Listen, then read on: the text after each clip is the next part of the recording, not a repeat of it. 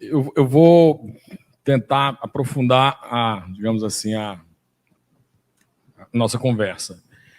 Se a gente pensar na possibilidade de participação das Forças Armadas na política, a gente tem observado nos últimos anos um ativismo de um conjunto de oficiais, inclusive da ativa, né? Não só da reserva, mas da ativa, né? Inclusive, isso já pode ser visto quando do julgamento da possibilidade de que a condenação em segunda instância não fosse mantida durante um certo período, quando o ex-ministro da Defesa, né, e ex-comandante do Exército, ele faz uma declaração, que é uma declaração claramente de chantagem em relação ao Supremo Tribunal Federal. Afora isso, né, a participação de um contingente de milhares de integrantes das Forças Armadas neste governo, né, de uma forma inédita, talvez em níveis até superiores à participação nos governos militares, em todos os ministérios, uma série de declarações políticas de comandantes das forças durante este período, né, o que estaria, de alguma forma, seria incompatível com o cargo que eles ocupam. Enfim, nós temos visto, né, que em democracias, comparando, né, em democracias sólidas, as Forças Armadas não participam dos processos políticos internos, mas respondem digamos, à sua missão, que é a missão de defesa externa, né? Se puder colocar assim brevemente. Essa participação dos militares na política, ou dos altos escalões militares, ela traz alguns temores, porque, inclusive, a gente discutiu isso aqui na semana passada, né? A reiterada suspeição que vem sendo, né, produzida pelo presidente da República sobre as urnas eletrônicas, com apoio de setores das Forças Armadas que foram convidados a participar da Comissão de Transparência das eleições, ela sempre carrega o peso de uma fala em que o presidente tenta se associar às Forças Armadas, né, como aquele que está questionando o processo eleitoral ou a lisura do processo eleitoral vigente. E ele, o tempo todo, reafirma que é o comandante das Forças Armadas e tal, como se isso não fosse um dado de realidade absolutamente, né, internalizado por todos nós, e a repetição ela acaba criando esse recurso a provocar o medo, a provocar o receio, a tentar limitar a atuação dos outros poderes, enfim. Aí, pensando aqui na possibilidade de ruptura institucional com participação das Forças Armadas, aí eu queria pensar dois cenários que talvez desafiassem um pouco a sua, digamos, com todo o respeito à sua opinião, e eu concordo com ela, em linhas gerais, as condições para que houvesse um golpe do Brasil não estariam dadas, porque não tem apoio internacional, não tem apoio dos meios de comunicação, das camadas médias, e as Forças Armadas já estão no poder. Então, eu primeiro indagaria, será que a gente pode considerar as Forças Armadas monoliticamente? Ou seja, a ideia de que as Forças Armadas elas constituem um grupo que é tão homogêneo e que não tem dentro delas setores que poderiam ser setores mais, digamos, mais radicais, mais extremados, não legalistas, e que estariam dispostos a uma ruptura e que, portanto, colocariam para nós, digamos, a preocupação com a eventualidade de um golpe. Então, essa é uma primeira questão. A segunda questão vem se desenhando aí no debate sobre as possibilidades de ruptura ou não, dois cenários. Um cenário é aquele em que a incitação à violência, que tem sido vista ocasionalmente, mas de forma permanente, mesmo que variando o tom, pelos grupos ligados ao presidente da República, esse tipo de golpismo que foi mencionado por Túlio dentro desse grupo de empresários, se ela não tem, digamos assim, possibilidade de gerar situações provocadas ou não, pontuais de violência pré-eleitoral que possibilitariam que o presidente da República, com o apoio dos seus comandantes das Forças Armadas e do ministro da Defesa, adiasse as eleições e, em nome de conduzir eleições num período supostamente mais tranquilo. Esse é um cenário que eu concordo com vocês dois, que é um cenário implausível, mas ele não pode deixar de retirá-lo da nossa análise.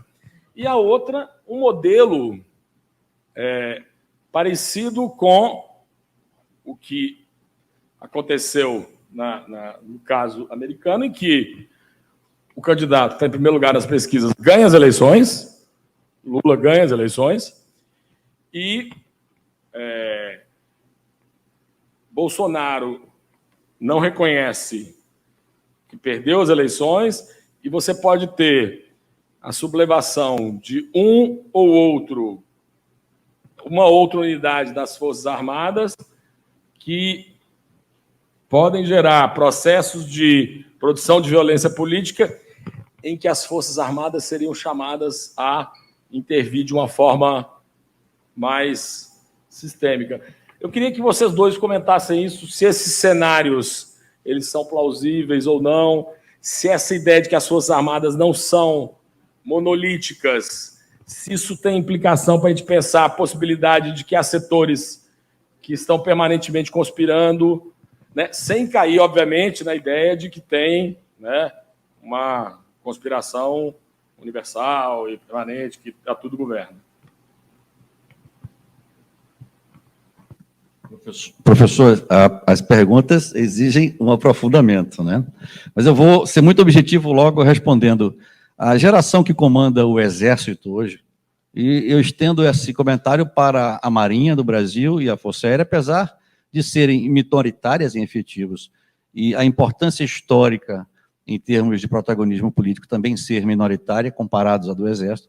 A geração que comanda o Exército hoje, ou seja, que integra o alto comando do Exército, que é um colegiado de 16 generais, 4 estrelas, né, são generais de Exército, é composta pelas turmas formadas na AMAN, de 1981 a 85. A minha geração, eu sou da turma de 1987. Quando eu menciono esses generais, eu estou falando de meus colegas, de meus ex-comandantes, pessoas que eu assessorei, que eu conheço como pensam desde os meus 14 anos, quando em 81 ingressei na carreira militar na Escola Preparatória de Campinas. Eu também fui aluno aqui da Federal, sou aluno, né, do curso de Ciências Sociais, e fui aluno como tenente em 1991 na Faculdade de Direito do Recife, o saudoso professor Dário Rocha, tantos professores importantes de direito constitucional, logo que a Constituição de 88 começou a reconstruir o ordenamento jurídico brasileiro.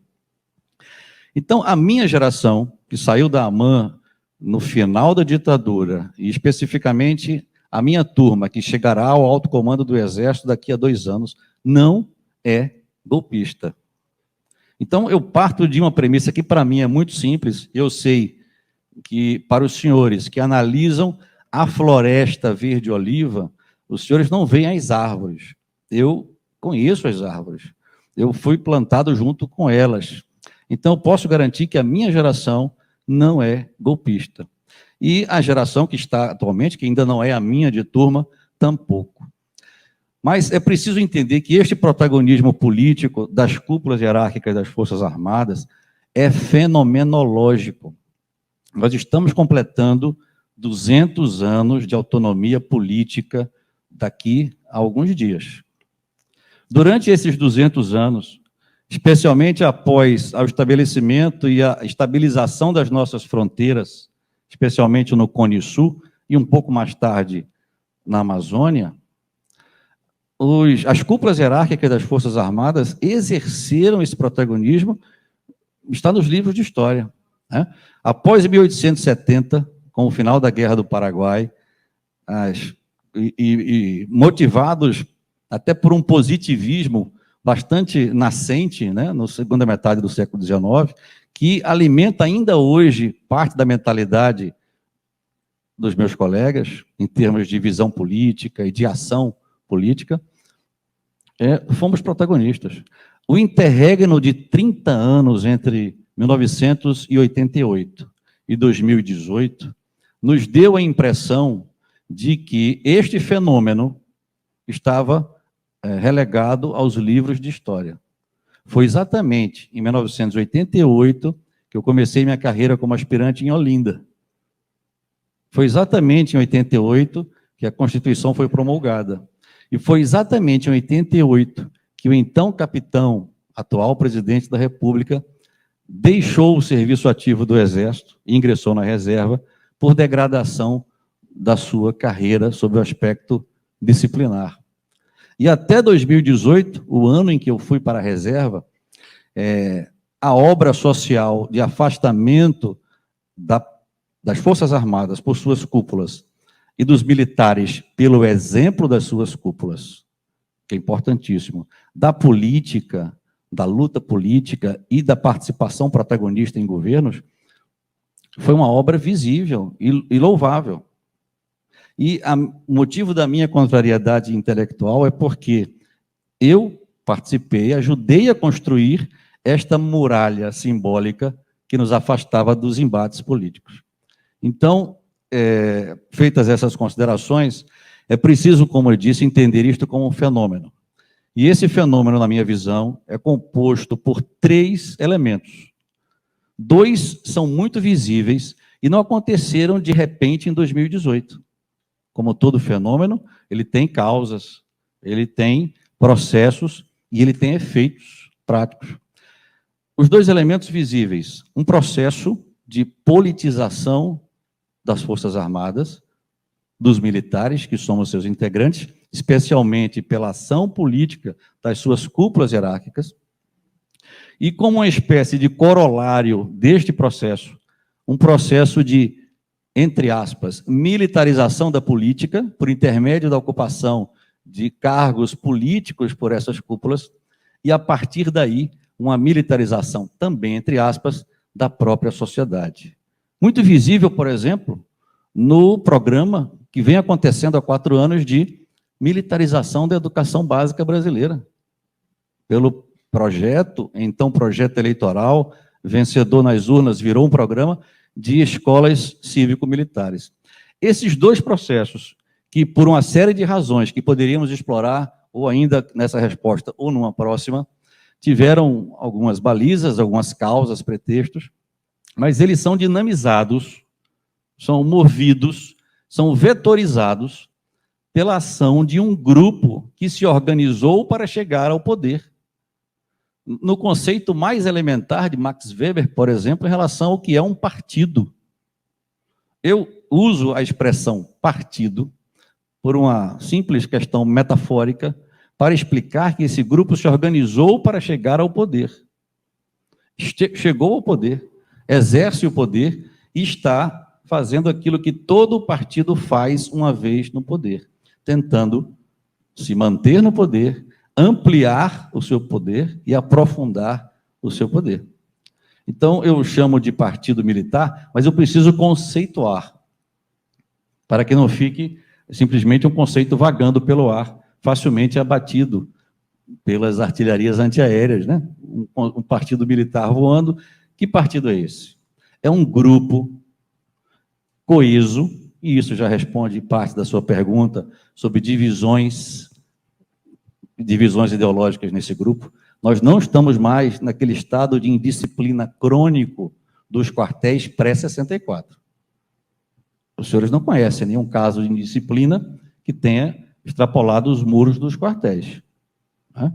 Então, é um grupo coeso, pelas características da própria profissão militar, hierarquizado e disciplinado também por características da nossa profissão, do nosso ethos, autoritário, é visível, né? Vocês mesmos enumeraram algumas evidências de autoritarismo, ou da autoridade fora do seu lugar, do outro lado daquela muralha, porque a autoridade militar faz todo sentido, como disse o general que foi ministro da Saúde, um manda e o outro obedece, faz todo sentido, é desejável e essencial do lado da muralha que ocupamos nesses 30 anos. Mas quando ele transpõe a muralha e passa a pautar a vida política, ele pode ser sinônimo de autoritarismo. E este grupo é informal, evidentemente, é um grupo ad hoc, né? E ele tem um projeto de poder político de natureza hegemônica. Quem o dirige? A geração de oficiais formados na AMAN, e eu falo do Exército, mas estendam para a Escola Naval, que é a formadora dos oficiais de carreira, e para a Academia da Força Aérea, a formadora dos oficiais de carreira da Força Aérea e da Marinha, né? Então, ele é conformado por essa geração de oficiais formada na AMAN nos anos 70, ou seja, o período agudo da ditadura militar. Quando nós precisamos lembrar que o capitão que preside o Brasil, por exemplo, é formado em 77. Para ele ter saído da AMAN em 77, ele ingressou em 72 ou 73 na carreira militar. O que acontecia no Brasil naquela época? Ou seja, que exemplos eles, jovens cadetes, viam dos seus generais, das suas cúpulas hierárquicas, em estatais, na presidência da República, né, em alguns cargos parlamentares, com todas as restrições que nós sabíamos. Então, essa geração, no início dos anos 2000, chegou ao generalato.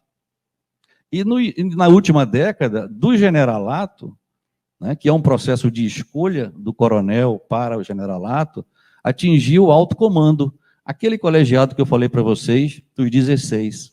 General Vilas Boas, General Mourão, General Heleno, e todos os generais que conhecemos pelo nome, são desta geração. Então, eles empreendendo uma ação política, e eu acredito que os senhores não tenham visto nenhuma divisão de viés político e ideológico entre eles. Nem aqueles que se apresentam como dissidências, na minha visão, controladas e com uma finalidade, né, específica, pode-se dizer que tem uma visão política e ideológica distinta da deles, né? Então, este grupo, ele potencializa esses dois processos que eu citei, de politização das Forças Armadas e militarização da política e da sociedade, e ele, como disse, tem esse projeto hegemônico de poder e caracteriza o centro da ação política do que nós estamos conhecendo e chamando de governo Bolsonaro. Na verdade, o governo Bolsonaro é um governo desta geração. E não só no executivo, também estendido para os parlamentos. Basta ver a quantidade de candidaturas que vão pleitear a reeleição e as novas desta geração. E também no judiciário.